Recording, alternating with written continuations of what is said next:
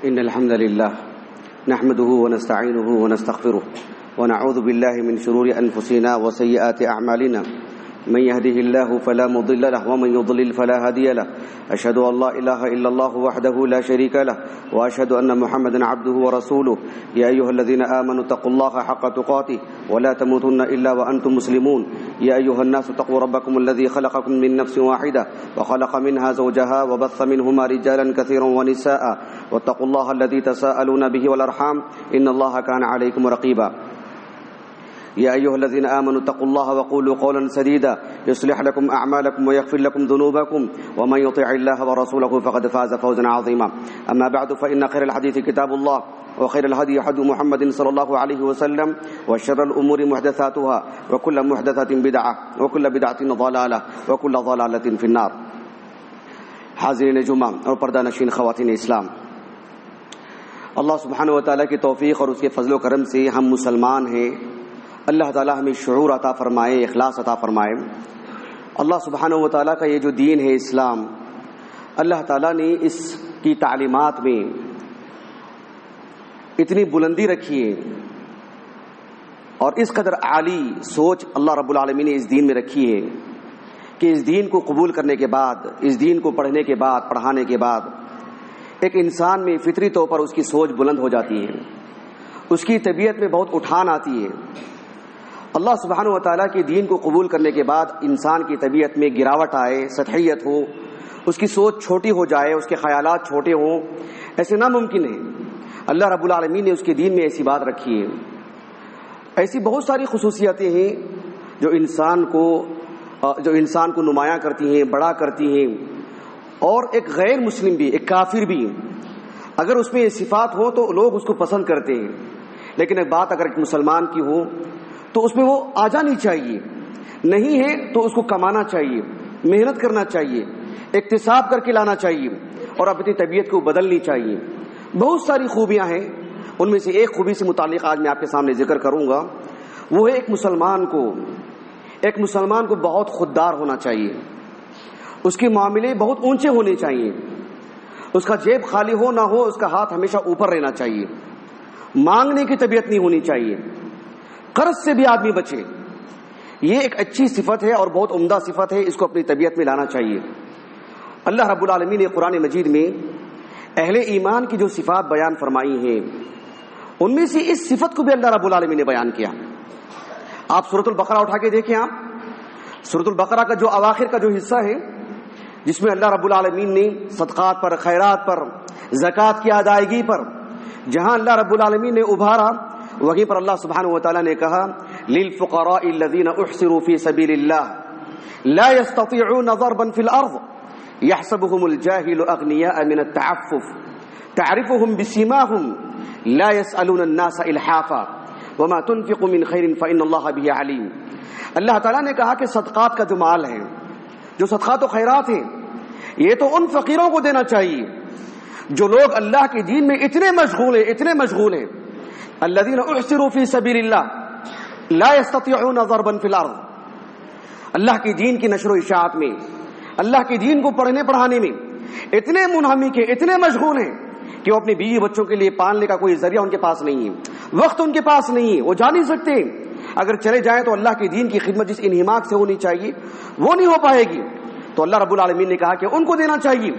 لیکن وہ بندے جو اللہ کے دین کے لیے اپنا وقت لگاتے ہیں، صبح و شام اسی میں منہمک رہتے ہیں، ایسا نہیں ہے کہ اپنے کپڑوں سے، اپنے چہرے سے اور اپنے ماتھے سے ایسے لوگوں کو بتائیں کہ ہم بہت محتاج ہیں، بہت پریشان حال ہیں، ہمارا جیب خالی ہے. نہیں، کہا کہ لا یسألون الناس الحافا. لوگوں سے چمٹ کے مانگتے نہیں ہیں، لوگوں کے پیچھے نہیں جاتے ہیں، لوگوں کے جیب پہ نظر نہیں رکھتے ہیں، لوگوں سے ملاقات کرتے ہیں تو ہاتھ نہیں پھیلاتے ہیں. یحسبهم الجاہل اغنیاء من التعفف. اور ایک نادان ان کی اس بے نیازی کو دیکھ کر کے سمجھتا ہے کہ یہ بھی صاحب ثروت ہے، یہ بھی مالدار ہیں. وہ مالدار نہیں ہیں، لیکن وہ اپنے معاملات کو صرف اللہ کے سامنے رکھتے ہیں. لیکن اللہ رب العالمین نے کہا کہ تعرفهم بسیماهم. ان کے چہروں کو دیکھے ہوئے تو تم پہچان لوگے. لیکن وہ مانگتے نہیں ہیں، وہ چمٹ کے نہیں رہتے تمہارے سے، وہ اس وجہ سے تمہارے قریب نہیں آتے ہیں. ایک حدیث مبارکہ ہے صحیح بخاری کی کتاب تفسیر میں، ابو ہریرہ رضی اللہ عنہ کہتے ہیں کہ رسول اللہ صلی اللہ علیہ وسلم نے فرمایا کہ لیس المسکین الذی تردہ التمرۃ والتمرتان ولا اللقمۃ ولا اللقمتان، کہ مسکین وہ نہیں ہے. آپ دیکھیں سبحان اللہ، اللہ سبحانہ و تعالیٰ نے مسکین کون ہے وہ بھی ابھی بتا دیا. ہمارے معاشرے میں مسکین کس کو کہتے ہیں؟ جو لوگوں کے سامنے ہاتھ پھیلائے، جو گھر گھر کو جائیں، آدھی روٹی کے لیے روئیں اور لوگوں سے چمٹ کر کے رہے. ہمارے نزدیک مسکین ہے. اللہ رب العالمین کے دین میں مسکین اس کا نام نہیں ہے. بہت اعلیٰ سوچ دی اللہ رب العالمین نے. کہا کہ لیس المسکین الذی تردہ التمر والتمرتان، ایک کھجور کے لیے، ایک آدھی روٹی کے لیے، ایک لقمے کے لیے لوگوں سے سامنے ہاتھ پھیلائے، ان سے مانگتا رہے. اللہ نے کہا کہ مسکین وہ نہیں ہے، بلکہ مسکین کون ہے؟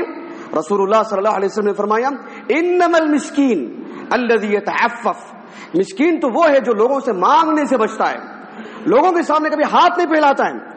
معاشرہ کہے کہ ہم نے اسے پرکھ لیا ہے، کبھی کسی کے سامنے ہاتھ نہیں پھیلایا. کیوں؟ کیونکہ وہ مسکین ہے. سبحان اللہ. آپ دیکھیں سوچنے کا انداز کیسا ہے. انما المسکین الذی یتعفف.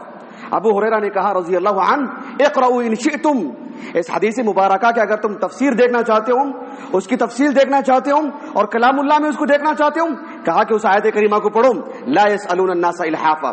یہی سورہ بقرہ کی آیت ہے. مسکین کا اتنا اعلیٰ تصور ہے ہمارے پاس.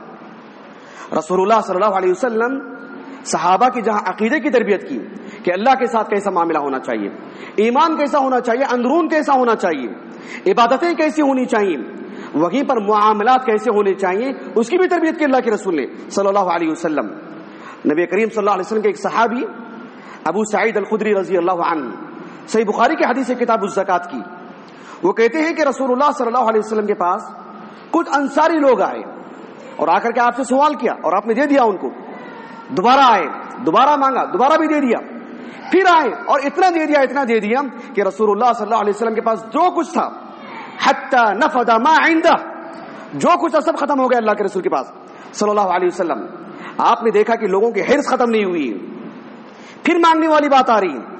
رسول اللہ صلی اللہ علیہ وسلم نے ان کو بلایا اور کہا کہ ما یکون عندی من خیر فلن ادخرہ عنکم، میرے پاس جو بھی مال ہوگا تمہارے لیے جمع کے نہیں رکھوں گا، میں بچا کے نہیں رکھوں گا، میں ذخیرہ کر کے نہیں رکھوں گا، جو ہوگا سب دے دوں گا تم کو.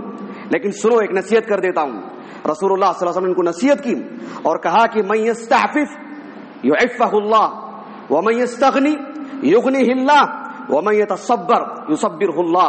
یہ صحیح بخاری کی روایت ہے. اللہ کے رسول نے کہا صلی اللہ علیہ وسلم جو لوگوں سے مال مانگنے سے بچتا ہے، لوگوں سے روٹی اور پیسہ لینے سے بچتا ہے، اللہ تعالیٰ اسے ضرور فقر و فاقہ سے بچا دیں گے. یہ کسی سیاسی لیڈر کا وعدہ نہیں ہے، یہ اللہ کے رسول کا وعدہ ہے صلی اللہ علیہ وسلم. آپ نے کہا کہ جو شخص بھی لوگوں سے مال مانگنے سے بچتا ہے، ایک روپیہ لینے سے بچتا ہے، یقین مانے اللہ تعالیٰ اسے فقر و فاقہ سے بچا دیں گے.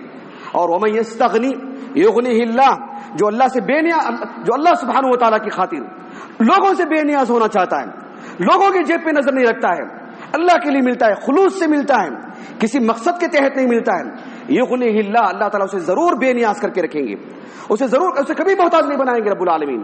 ومن یتصبر یصبرہ اللہ، اور جو اللہ کے لیے صبر کرتا ہے اللہ تعالیٰ اسے صابر بنا کے رکھیں گے. یہ صحیح بخاری کی حدیث ہے.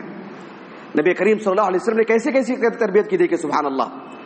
ایک حدیث مبارکہ ہے صحیح بخاری اور صحیح مسلم کی، اور دونوں میں کتاب الزکات میں حدیث موجود ہے. اور آپ ایک بات اچھی طرح سمجھ لیں، اگر آپ کتاب الزکات زکات اٹھا کے پڑھیں گے صحیح بخاری میں، صحیح مسلم میں، سنن ابی داؤد میں، کسی بھی حدیث کی کتاب میں اگر آپ کتاب الزکات اٹھا کے دیکھتے ہیں، زکات کا لفظ جیسے آتا ہے ہمارے ذہنوں میں کیا بات آتی ہے؟ بس دینے کی بات آتی ہے، اور کسی کو لینے کی بات آتی ہے، بس صدقات و خیرات کی بات آتی ہے. ایسا نہیں معاملہ.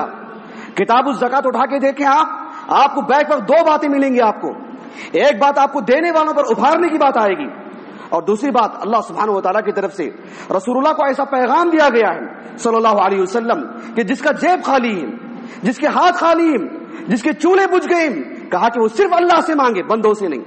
یہ کتاب الزکات میں ملے گا آپ کو، الگ سے کوئی کتاب نہیں.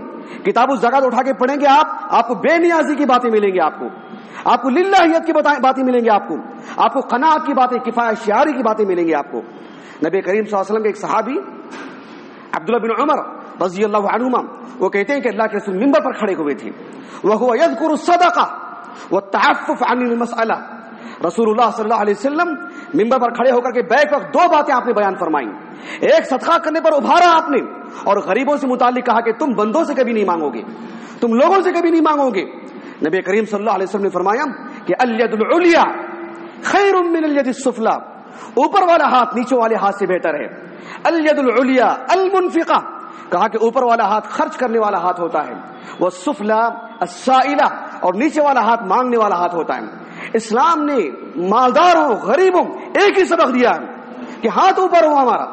آپ کے پاس آٹھا 1 روپیہ ہے، آپ اس میں کا آدھا کسی کو دے دیں. 1 روٹی ہے، آدھی روٹی کسی کو دے دیں.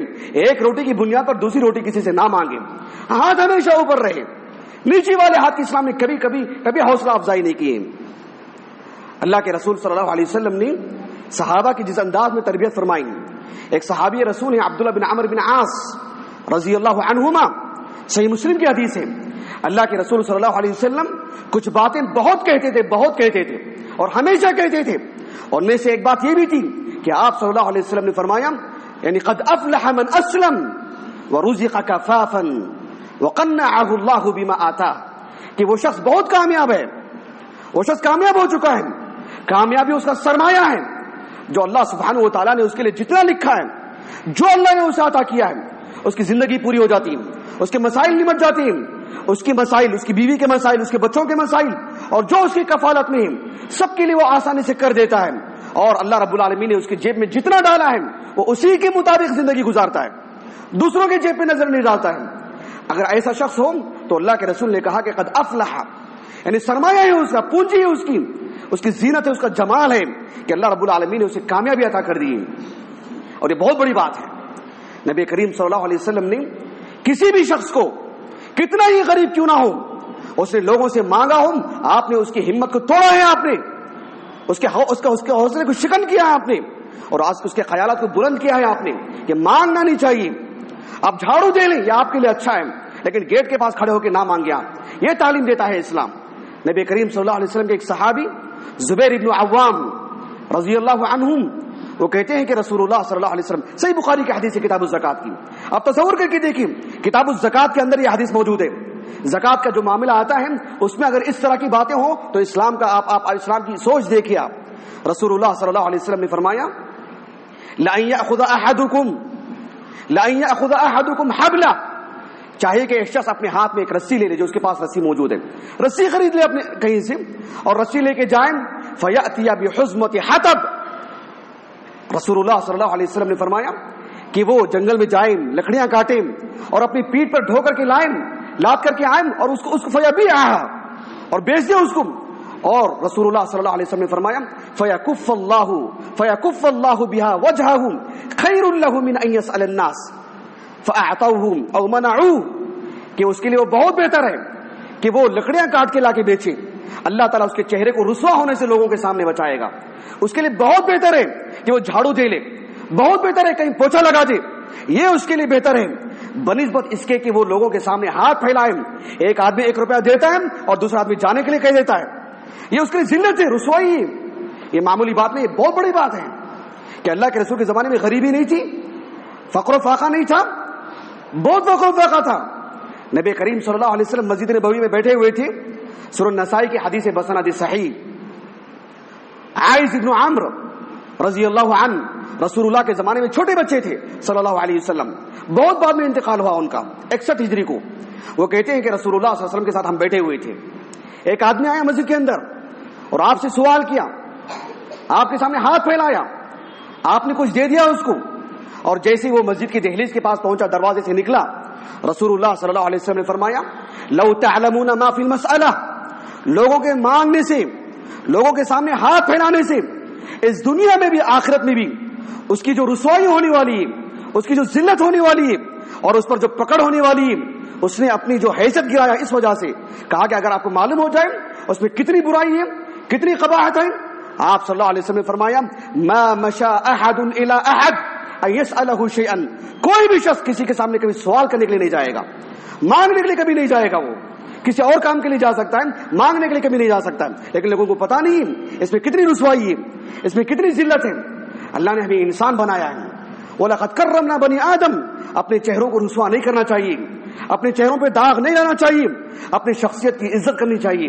ایسا نہیں ہونا چاہیے کہ ہم لوگوں کے سامنے مانگنے کے لیے چلے جائیں. یہ اسلامی تعلیمات ہیں، یہ عام واضح نصیحت نہیں، یہ اسلام کی سوچ ہے، اسلام کا خیال ہے۔ آپ دیکھو رسول اللہ صلی اللہ علیہ وسلم نے صحابہ کی جو تربیت فرمائی، نتیجہ کیا نکلا اس کا؟ آپ دیکھ، میں آپ کو ایک واقعہ سناتا ہوں، اندازہ لگا لیں آپ، واقعہ کی بھرمار ہے واقعات کی، خود رسول اللہ کی زندگی ہے صلی اللہ علیہ وسلم۔ ایک صحابی کا واقعہ میں آپ کو بتاتا ہوں۔ آپ جانتے ہیں اور اچھی طرح جانتے ہیں ہم سب، نبی کریم صلی اللہ علیہ وسلم مکے میں 13 سال تھے، وہاں کی جو حالت ہے ہم جانتے ہیں۔ وہاں سے مدینے کو کیوں آئے؟ کاروبار کے لیے، کہ مکے میں اچھی زمین نہیں ہے، مدینے میں اچھا ماحول ہے، اس وجہ سے نہیں نا، ہم جانتے ہیں دین کے تحفظ کے لیے، اپنے ایمان کے بچاؤ کے لیے۔ لیکن جب صحابہ مکے سے مدینے کو آئے تو بد بچا کے آئے، چھپ چھپ کے آئے، اپنی پوری تجارت، اپنی زمینیں، اپنی جائیداد، اپنا سب کچھ چھوڑ کر کے آئے تھے۔ وہ جب وہ مدینے کو آئے، رسول اللہ صلی اللہ علیہ وسلم جو انصاری صحابہ تھے ان سے کہا کہ جو ہے آپ ان سے بھائی چارگی کروا دی، ایک کو ایک سے جوڑ دیا آپ نے کہ آپ کے پاس جو کچھ ہے اپنے بھائی کے لیے کچھ دے دیں۔ ایک تو مدینے کے کتنے لوگ تھے، کتنے مسلمان تھے آغاز میں، کتنے مالدار تھے اس میں سے، اور کتنے لوگ اسلام قبول کرتے ہوئے آ رہے ہیں، کتنا خرچ کریں گے وہ، کتنا دیں گے لوگوں کو، اور لوگ اسلام قبول کرتے آگے رہے ہیں، کتنے لوگوں کو دیں گے۔ تو ایسی صورت میں بہت بڑا معاملہ تھا یہ۔ نبی کریم صلی اللہ علیہ وسلم نے اپنے ایک صحابی عبد الرحمن بن عوف، عشر مبشرہ میں سے مہاجر صحابی، اور جب مکے میں تھے تو بڑے مالدار تھے، بڑی اچھی حالت تھی ان کی، جائیداد تھی، زمینیں تھیں، لیکن ان کے پاس ہنر تھا، ان کے پاس تجربہ تھا، ان کے پاس عقل تھی، ان کے پاس میدان بنانے کا جوہر تھا۔ جب مدینے کو آئے تو نبی کریم صلی اللہ علیہ وسلم نے ایک صحابی تھے سعد بن الربیع رضی اللہ عنہ، ان سے کہا کہ دونوں کے درمیان بھائی چارگی کروا دی۔ سعد بن الربیع رضی اللہ عنہ نے کیا کہا؟ دیکھیں آپ، انہوں نے ان سے کہا کہ دیکھو، انا اکثر الانصار مالا، جتنے انصاری لوگ ہیں سب سے زیادہ مالدار تو میں ہوں۔ کتنی خوش نصیبی کی بات ہے، ظاہری اسباب کے تحت ہمارے عام جو معاملات ہوتے ہیں اس اعتبار سے کتنی بڑی خوشی کی بات تھی وہ کہ عبد الرحمن بن عوف کی تو زندگی بدل گئی، ان کے لیے تو چانس تھا ان کے لیے، اور بہت اچھا موقع تھا ان کے لیے، اور ان سے نے کہا گیا کہ انا اکثر الانصاری مالا، پورے انصاری لوگوں میں سب سے زیادہ مالدار تو میں ہوں۔ عبد الرحمن بن عوف نے کہا رضی اللہ عنہ، اور ان سے کہا انہوں نے سعد بن الربیع نے کہ دیکھو دو معاملے میں آپ کے سامنے رکھتا ہوں، دو آفر میں آپ کو دیتا ہوں، اور دو بھی بڑی باتیں تھیں۔ کہا کہ فاقسم لك نصف مالی، میری آدھی جائیداد تمہارے نام کر دیتا ہوں۔ یہ کوئی خواب نہیں بتا رہا ہوں میں آپ کو، اور یہ کوئی کہانی نہیں سنا رہا ہوں میں آپ کو، یہ زندہ لوگوں کے واقعات ہیں، یہ انسانوں کے واقعات ہیں، اور جو ہو چکے وہی واقعہ میں آپ کو بتا رہا ہوں۔ صحیح بخاری کی حدیث ہے، صحیح بخاری کا واقعہ ہے، یہ بہت بڑی بات ہے، ہم ایسا نہیں کر سکتے، اتنا ہمارے پاس دل نہیں ہے۔ لیکن سعد بن الربیع نے کہا رضی اللہ عنہ کہ فاقسم لك نصف مالی، آدھی جائیداد تمہارے قدموں میں رکھ دیتا ہوں تمہارے نام، سبحان اللہ العظیم۔ اور اتنا ہی نہیں، کہا کہ انظر ای زوجتی ہویت، میری دو بیویاں ہیں، دونوں کو دیکھ لو، جو تمہیں پسند آئے گی نزلت لك عنها، تمہارے لیے ان کو طلاق دے دیتا ہوں میں۔ فاذا حلت، جب ان کی عدت پوری ہو جائے گی تزوجتها، تم شادی کر لینا ان سے۔ یہ کوئی مذاق نہیں ہے، یہ بہت سنجیدہ فیصلہ تھا، یہ بہت بڑا فیصلہ تھا یہ۔ اسی لیے اللہ نے کہا کہ رضی اللہ عنہم، یہ کوئی شیرینی نہیں ہے، کوئی لڈو نہیں کسی کو تقسیم کر دے، اس کے لیے بڑا دل چاہیے، تب جا کے یہ دعا ملتی ہے کہ رضی اللہ عنہم، اتنا بڑا فیصلہ۔ اور عبد الرحمن بن عوف رضی اللہ عنہ کس کی تربیت میں تھے؟ وہ رسول اللہ کی تربیت میں تھے صلی اللہ علیہ وسلم، مفت خور نہیں تھے، وہ مفت میں کھانے کے عادی نہیں تھے۔ انہوں نے کہا کہ لا حاجت لی فی ذلک، مجھے کوئی حاجت نہیں تمہاری چیزوں کی۔ کہا کہ بارک اللہ لک فی اہلک و مالک، اللہ تعالیٰ تمہارے مال میں، تمہارے اہل و عیال میں برکت دے، بس میرے لیے ایک احسان کر دو، دلونی علی سوق، بازار بتاؤ مجھے، وہ میرے پر احسان کر دو۔ اور چند دنوں کے اندر کمایا، محنت کی، اور اتنا کمایا کہ اپنا چھت بنایا انہوں نے، اپنا گھر بنایا انہوں نے، اور شادی کی انہوں نے، مہر دیا اس کے لیے انہوں نے، اور اپنی بیوی کو جو بہت عزت کے ساتھ اپنے گھر کے اندر لے کر کے آئے۔ ایسے مفت خور نہیں تھے، کوئی گھر دے دیا تو گھر لے لیا انہوں نے، اور کوئی بیوی دے دیا تو بیوی لے لیا انہوں نے، اور بیٹھ کے مزہ اڑایا ہوں۔ سبحان اللہ، رسول اللہ کی تربیت یافتہ ہیں صلی اللہ علیہ وسلم۔ یہ ہمارے اندر آنا چاہیے، یہ بات ایک معمولی بات نہیں، بہت خوددار ہونا چاہیے، ہمارے چہروں کو رسوا ہونے سے بچانا چاہیے۔ نبی کریم صلی اللہ علیہ وسلم کے صحابی نے اتنا بڑا معاملہ کیا، ان کو پتا نہیں تھا کہ شادی ہونے کے بعد ولیمہ بھی کرنا چاہیے۔ اللہ کے رسول نے کہا کہ اولم، تب جا کر کے انہوں نے ولیمہ کیا، پتا نہیں تھا ان کو، لیکن وہ بھی کر لیتے وہ۔ سبحان اللہ العظیم، یہ خودداری کا عالم ہے، سبحان اللہ۔ آپ غور کیجئے، آپ اسلام نے کتنی بلند سوچ عطا کی ہم کو۔ ایک واقعہ میں آپ کو سناتا ہوں قرآن مجید سے، اور اس کے بعد اپنی بات کو ختم کر دیتا ہوں۔ اللہ سبحانہ و تعالیٰ نے مریم جو عیسیٰ علیہ السلام کی والدہ ہے، ان کا بھی قصہ اللہ نے سنایا ایک معجزاتی طور پر ان کو اولاد ہوئی.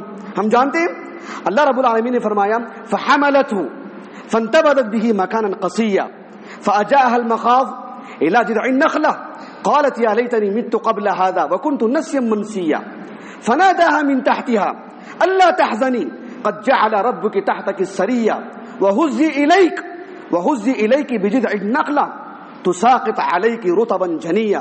غور کرنے کی بات ہے, جب مریم علیہ السلام جب وہ امید سے ہو گئی ہوں اور وہ حمل ٹھہرا تو ایک دور کی جگہ چلی گئی ہوں. بہرحال مجھے وہ بتانا نہیں ہے, بتانے کا مقصود یہ ہے کہ اللہ سبحانہ و تعالیٰ نے فرمایا کہ ایک عورت جو اپنے بچے کو جنم دیتی ہو, بچے کو جنم دے چکی ہو اور حالت نفاس میں ہو, کتنی کمزور ہوتی ہے, وہ کتنی کمزور ہوتی ہے.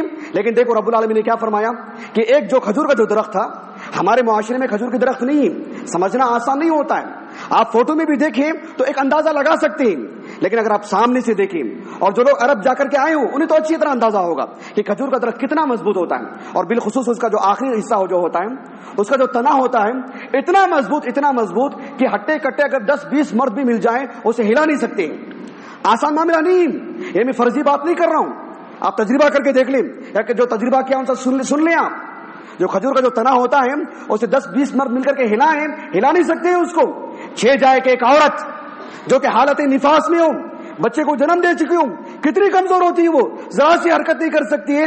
اللہ رب العالمین نے فرمایا کہ حزی الیک بجذع النخلہ, یہ جو کھجور کے درخت کا جو تنا ہے اسے ذرا سی حرکت دو تو پھر وہ جو کھجور ہیں, پکے کھجور تمہارے پاس گر جائیں گے. سبحان اللہ العظیم.